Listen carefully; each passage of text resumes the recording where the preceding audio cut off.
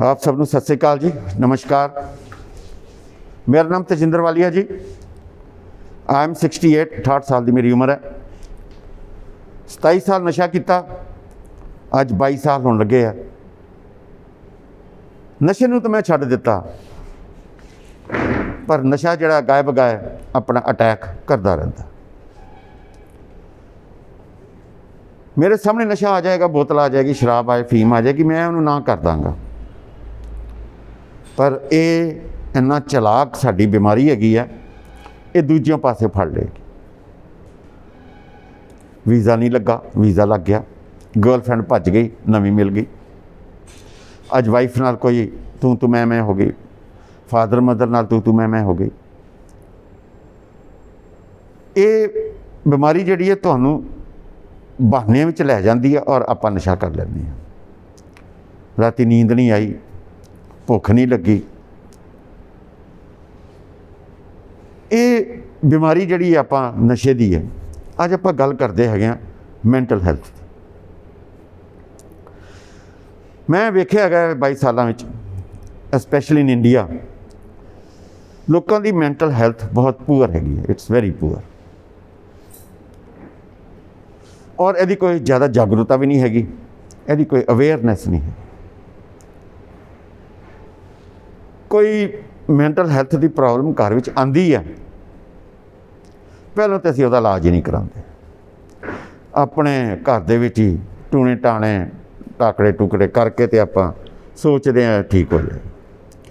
थोड़ा जिहा हत्थों निकली गल, फिर किसी बाबे कोल चले गए, दूजे बाबे कोल चले गए, तीजे बाबे कोल चले गए, चिमटे वाले बाबे कोल चले गए। फिर नहीं काम बनया तो फिर किसी तांत्रिक मांत्रिक को हत्थ दिखाने चले गए, किसी सियाणे कोल चले गए। ड्यूरिंग दिस टाइम असी 3-4 साल वो बीमारी नूं भलन दिंदे हां, वो बीमारी नूं भलन दिंदे। और वो बीमारी इन्नी कुछ वध जाती हैगी, इन्नी कुछ वध जाती हैगी है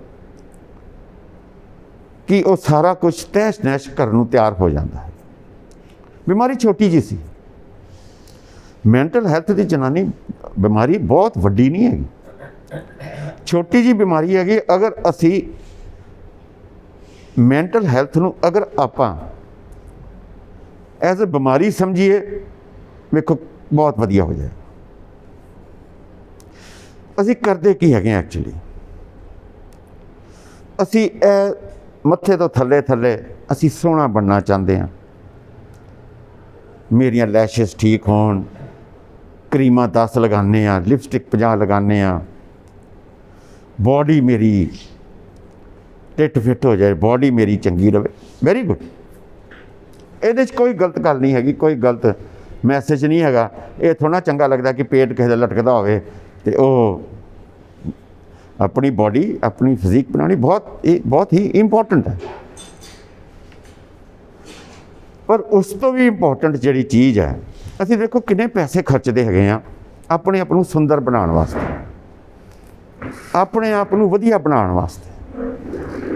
पग रंगा बरंगियां आपां बंदे हैं, असीं कपड़े रंग बरंगे पाते हैं। ये सिर्फ है लोगों नूं दस्सण वास्ते कि लोकी मैनूं चंगा कहण। साडी इंडिया 'च बहुत वड्डी कमाड़ी जी प्रॉब्लम हैगी है। असी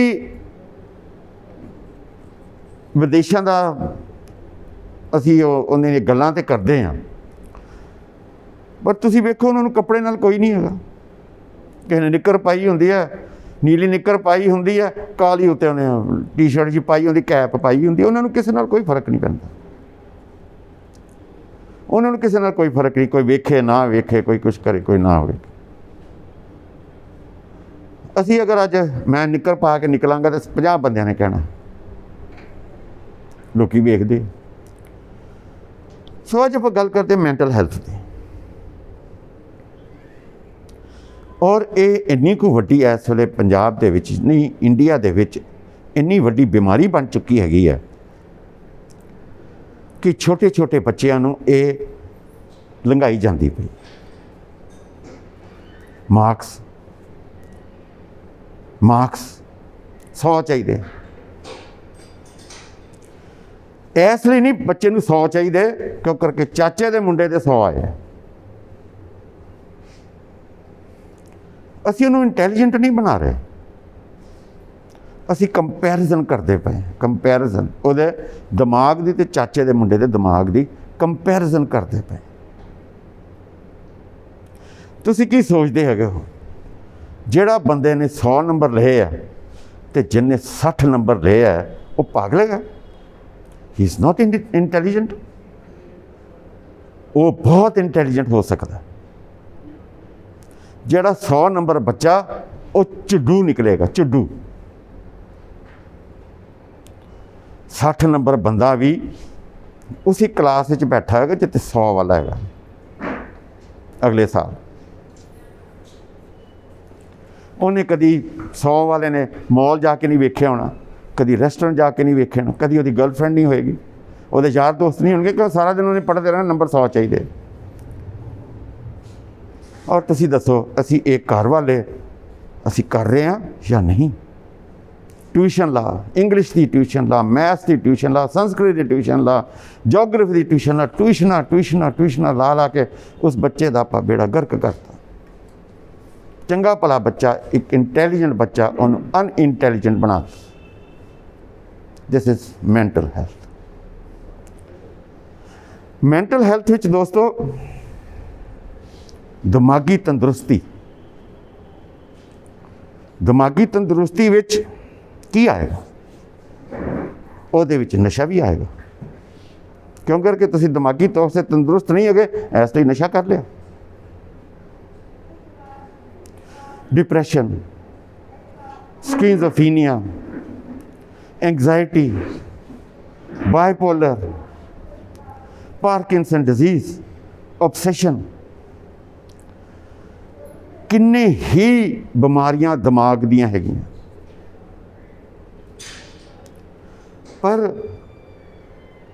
पर ਇਹਦੇ ਵਾਸਤੇ ਅਸੀਂ ਸੀਰੀਅਸ ਹੀ ਨਹੀਂ ਹੈਗੇ ਇਸ ਬਿਮਾਰੀ ਬਾਰੇ।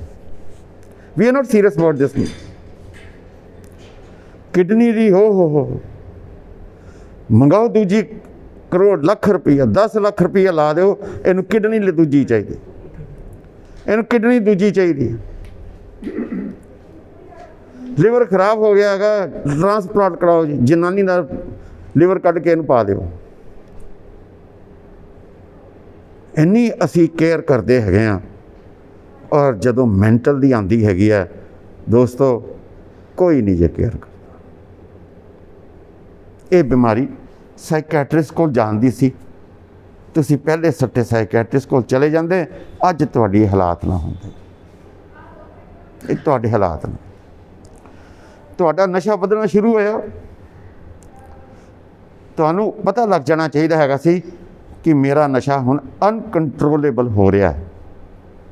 ਤੁਹਾਡੀ ਫੈਮਿਲੀ ਨੂੰ ਪਤਾ ਲੱਗ ਜਾਣਾ ਚਾਹੀਦਾ ਸੀ ਕਿ ਮੇਰਾ ਨਸ਼ਾ ਅਨਕੰਟਰੋਲੇਬਲ ਹੋ ਰਿਹਾ।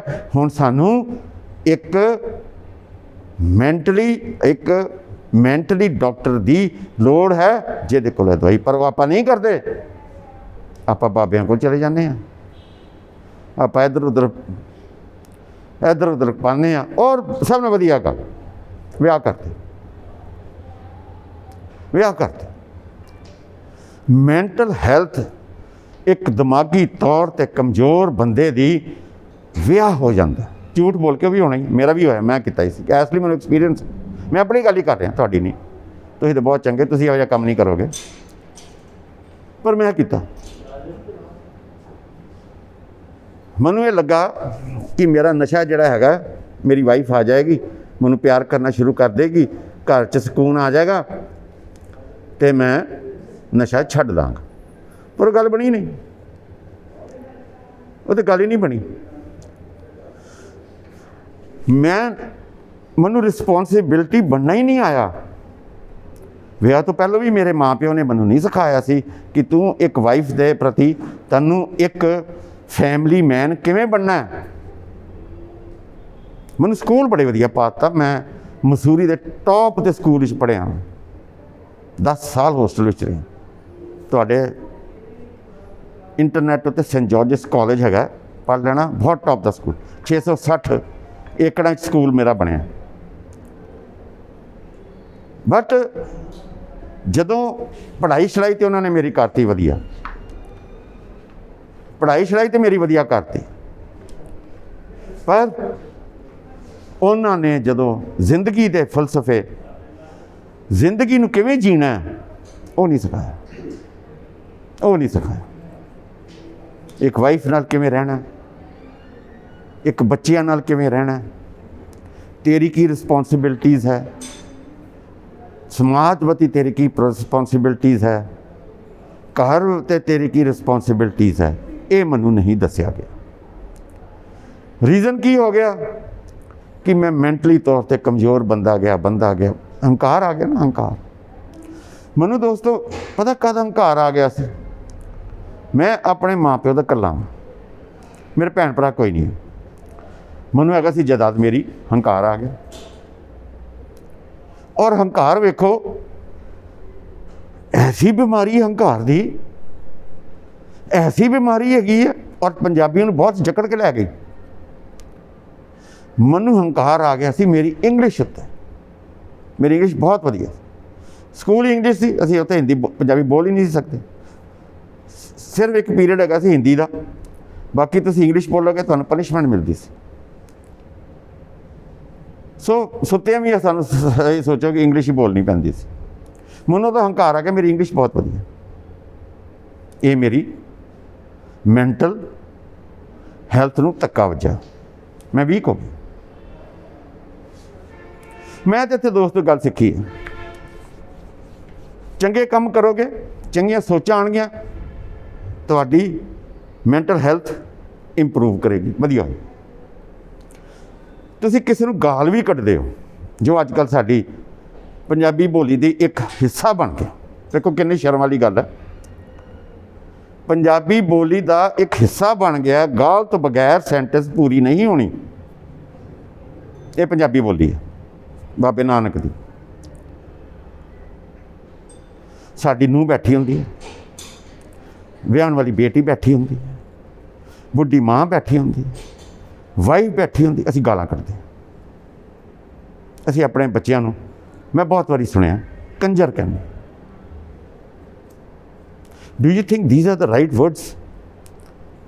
ਸਾਡੇ ਘਰ ਦਾ ਮਾਹੌਲ ਤੁਸੀਂ ਆਪਣੇ ਆਪ ਦੱਸੋ, ਗਾਲਾਂ ਨਾਲ ਹੀ ਭਰ ਗਿਆ। ਅਸੀਂ ਹਰ ਗਾਲ ਨਾਲ ਹੀ ਕਰਨੀ ਹੈਗੀ ਹੈ, ਅਤੇ ਉਸ ਘਰ ਦਾ ਮਾਹੌਲ ਕਿਹੋ ਜਿਹਾ ਹੋਏਗਾ? This is called mental health. Mental health ਵਿੱਚ ਸਿਰਫ ਇਹ ਸ਼ਰਾਬ ਸ਼ਰੂਬ ਨਹੀਂ ਆਉਂਦੀ। ਮੈਂਟਲ ਹੈਲਥ ਵਿੱਚ ਸਕਿਜ਼ੋਫੀਨੀਆ, ਓਬਸੈਸ਼ਨ, ਐਂਗਜ਼ਾਇਟੀ, ਬਾਈਪੋਲਰ, ਔਰ ਬਹੁਤ ਹੀ ਵੱਡਾ ਅੱਜ ਕੱਲ੍ਹ ਮੈਨੂੰ ਇੱਥੇ ਇੰਨੇ ਸਾਲ ਹੋ ਗਏ ਆ, ਬਹੁਤ ਹੀ ਵੱਡਾ ਇੱਕ ਮਤਲਬ ਕਿ ਸੁਨਾਮੀ ਜੀ ਆ ਗਈ ਹੈ। ਛੋਟੇ ਛੋਟੇ ਬੱਚਿਆਂ ਨੂੰ, ਉਹਨਾਂ ਨੂੰ ਡਿਪਰੈਸ਼ਨ ਹੈਗਾ। ਡਿਪਰੈਸ਼ਨ ਇੰਨਾ ਜ਼ਬਰਦਸਤ ਬਿਮਾਰੀ, 15 ਸਾਲ 16 ਸਾਲ ਦੇ ਬੱਚਿਆਂ ਨੂੰ ਡਿਪਰੈਸ਼ਨ। ਕਿਉਂ? ਉਹਨਾਂ ਦੀਆਂ ਉਮੀਦਾਂ, ਘਰ ਵਾਲਿਆਂ ਦੀਆਂ ਉਮੀਦਾਂ ਇੰਨੀਆਂ ਵੱਧ ਗਈਆਂ ਹੈਗੀਆਂ, ਪੂਰੀਆਂ ਨਹੀਂ ਕਰ ਪਾ ਰਹੇ। ਉਹਨਾਂ ਨੂੰ ਪਰਫੈਕਟ ਬਣਾਉਣਾ ਚਾਹੁੰਦੇ, they want to make them perfect. ਅਤੇ ਪਰਫੈਕਟ ਤਾਂ ਸਿਰਫ ਪਰਮਾਤਮਾ ਹੀ ਹੈਗਾ, ਪਰ ਸਾਡੇ ਘਰ ਵਾਲੇ ਚਾਹੁੰਦੇ ਆ ਕਿ ਸਾਡੇ ਬੱਚੇ ਪਰਫੈਕਟ ਹੋਣ, ਇਹਨਾਂ ਦੀ ਕਦੀ ਕੋਈ ਸ਼ਿਕਾਇਤ ਨਾ ਆਵੇ, ਇਹ ਆਗਿਆਕਾਰੀ ਹੋਣ, ਇਹ ਸਾਡਾ ਕਹਿਣਾ ਮੰਨਣ, ਜੋ ਅਸੀਂ ਕਹੀਏ ਉਹ ਤੇ ਚੱਲਣ। ਉਹਨਾਂ ਬੱਚਿਆਂ ਉੱਤੇ ਇੱਕ ਪੜ੍ਹਾਈ ਦਾ ਹੀ ਪ੍ਰੈਸ਼ਰ ਨਹੀਂ ਹੈਗਾ, ਉਹ ਘਰ ਦੇ ਮਾਹੌਲ ਦਾ ਬੜਾ ਵੱਡਾ ਪ੍ਰੈਸ਼ਰ ਹੈਗਾ, ਬਹੁਤ ਵੱਡਾ ਪ੍ਰੈਸ਼ਰ। ਸੋ ਮੈਂਟਲ ਹੈਲਥ ਜਿਹੜੀ ਹੈਗੀ ਹੈ, ਚੰਗੇ ਕੰਮਾਂ ਦੇ ਨਾਲ, ਚੰਗੀ ਭਾਸ਼ਾ ਦੇ ਨਾਲ, ਚੰਗੀ ਵਧੀਆ ਗੱਲਾਂ ਦੇ ਨਾਲ ਤੁਹਾਡੀ ਮੈਂਟਲ ਹੈਲਥ ਜਿਹੜੀ ਹੈ ਵਧੀਆ ਹੋ ਜਾਏਗੀ। ਜ਼ਰੂਰ ਬਣਾਓ ਬੋਡੀ। ਪੇਟ ਕੋਈ ਲੰਘਦਾ ਚੰਗਾ ਥੋੜ੍ਹਾ ਲੱਗਦਾ ਯਾਰ, ਆਪਾਂ ਨੂੰ ਨਹੀਂ ਚੰਗਾ। ਕਰੋ, ਗੋ ਟੂ ਦ ਜਿਮ, ਜਾਓ, ਇੱਧਰ ਜਾਓ, ਜੋ ਕਰਨਾ ਕਰੋ, ਜ਼ਰੂਰ ਕਰੋ। ਜੋ ਤੁਹਾਡੇ ਕੋਲ ਬੰਦਾ ਹੈ, ਆਪਣੀ ਫਿਜ਼ੀਕ ਨੂੰ ਚੰਗਾ ਜ਼ਰੂਰ ਬਣਾਓ, ਬਟ ਫਿਜ਼ੀਕ ਉਦੋਂ ਹੀ ਤੁਹਾਡੀ ਚੰਗੀ ਹੋਏਗੀ ਜਦੋਂ ਤੁਹਾਡੀ ਮੈਂਟਲ ਹੈਲਥ ਚੰਗੀ ਹੋਏਗੀ। ਮੈਂ ਬਹੁਤ ਹੀ ਛੋਟੀ ਉਮਰ ਵਿੱਚ ਹੀ ਮੈਨੂੰ ਡਿਪਰੈਸ਼ਨ ਆ ਗਿਆ ਸੀ, ਪਰ ਉਹਦਾ ਮੇਰੇ ਘਰ ਵਾਲਿਆਂ ਨੇ ਉਹਦਾ ਕੀ ਨਾਮ ਇਲਾਜ ਨਹੀਂ ਕਰਾਇਆ। ਮੈਨੂੰ ਡਿਪਰੈਸ਼ਨ ਉਦੋਂ ਹੀ ਚਾਲੂ ਹੋ ਗਿਆ ਸੀ ਜਦੋਂ ਮੇਰੇ ਬਾਪ ਨੇ ਮੇਰੇ ਸਾਹਮਣੇ ਮੇਰੀ ਮਾਂ ਦੀ ਬੇਇੱਜ਼ਤੀ ਕਰਦਾ ਸੀ, ਉਹਦੇ 'ਚ ਨੁਕਸ ਕੱਢਦਾ ਸੀ ਮੇਰੇ ਸਾਹਮਣੇ। ਉਹਨੂੰ ਚਪੇੜਾਂ ਵੀ 1-2 ਵਾਰੀ ਮਾਰੀਆਂ। ਇੱਥੋਂ ਤੱਕ ਹੀ ਨਹੀਂ, ਮੇਰੇ ਨਾਨਕਿਆਂ ਤੱਕ, ਉਹਦੇ ਮਾਂ ਪਿਓ ਤੱਕ ਵੀ ਮੇਰਾ ਪਿਓ ਚਲਾ ਗਿਆ। ਉਹ ਜਿਹੜੀ ਗੱਲਾਂ ਸੀ ਨਾ ਮੇਰੇ ਦਿਮਾਗ ਦੇ ਵਿੱਚ ਰਿੱਝ ਗਈਆਂ, ਮੇਰੇ ਦਿਮਾਗ ਦੇ ਵਿੱਚ ਰਿੱਝ ਗਈਆਂ। ਔਰ ਹਰ ਰੋਜ਼ ਪਿਓ ਦੇ ਪ੍ਰਤੀ ਇੱਕ ਨਫ਼ਰਤ ਪੈਦਾ ਹੋਣੀ ਸ਼ੁਰੂ ਹੋ ਗਈ, ਇੱਕ ਨਫ਼ਰਤ ਪੈਦਾ ਸ਼ੁਰੂ ਹੋ ਗਈ। ਮਾਂ ਭਾਵੇਂ ਤੁਹਾਡੀ ਖੱਲ ਉਧੇੜ ਦੇ, ਫਿਰ ਵੀ ਬੱਚੇ ਦੇ ਮੂੰਹ ਤੋਂ ਮਾਂ ਹੀ ਨਿਕਲੇਗੀ, ਪਿਓ ਕਦੀ ਨਹੀਂ ਨਿਕਲੇਗਾ। ਪਰ ਇਹ ਪਿਓ ਚਾਹੁੰਦਾ ਹੈ ਕਿ ਮੈਂ ਬਣ ਜਾਵਾਂ, ਬਗੈਰ ਕੁਛ ਕੀਤਿਆਂ ਕਰਾਇਆ ਮੈਂ ਮਾਂ ਬਣ ਜਾਵਾਂ। ਉਹ ਕਦੀ ਹੋ ਹੀ ਨਹੀਂ ਸਕਦਾ, ਉਹ ਤੇ ਪ੍ਰਮਾਤਮਾ ਵੀ ਨਹੀਂ ਕਰ ਸਕਦਾ, ਤੇ ਆਪਾਂ ਕਿੱਥੋਂ ਬਣ ਸਕਦੇ ਹਾਂ। ਮੇਰੀ ਜਿਹੜੀ ਹੈਗੀ ਸੀ ਨਫ਼ਰਤ ਇੰਨੀ ਵੱਧ ਗਈ, ਮੈਂ ਕੁਝ ਕਰ ਨਹੀਂ ਪਾਇਆ ਕਿਉਂਕਿ ਮੈਂ ਪਿਓ 'ਤੇ ਡਿਪੈਂਡੈਂਟ ਸੀ। ਮੈਂ ਇਹ ਪੈਸਾ ਕਮਾਉਂਦਾ ਨਹੀਂ ਸੀ, ਮੇਰੇ ਕੋਲ ਕੁਛ ਹੈ ਨਹੀਂ ਸੀ। ਪਰ ਉਹ ਨਫ਼ਰਤ ਇੰਨੀ ਵੱਧ ਗਈ ਦਿਮਾਗ ਦੇ ਵਿੱਚ ਕਿ ਮੈਂ ਇੱਕ ਡਿਪਰੈਸਿੰਗ ਸਟੇਟ ਵਿੱਚ ਚਲਾ ਗਿਆ। ਮੈਂ ਚੁੱਪ ਹੋ ਗਿਆ, ਕਿਸੇ ਨਾਲ ਗੱਲ ਨਹੀਂ ਕਰਨੀ, ਕਿਸੇ ਨਾਲ ਬਾਤ ਨਹੀਂ ਕਰਨੀ, ਰੋਟੀ ਖਾਣ 'ਤੇ ਦਿਲ ਨਹੀਂ ਕਰਨਾ, ਕੁਛ ਨਹੀਂ ਕਰਨਾ। ਫਿਰ ਮੇਰੇ ਯਾਰਾਂ ਨੇ ਕਿਹਾ, ਚਲਾ ਤੇਰਾ ਇਸ ਬਿਮਾਰੀ ਦਾ ਅਸੀਂ ਇਲਾਜ ਸਾਡੇ ਕੋਲ ਹੈਗਾ। ਉਹ ਮੈਨੂੰ ਠੇਕੇ ਲੈ ਗਏ।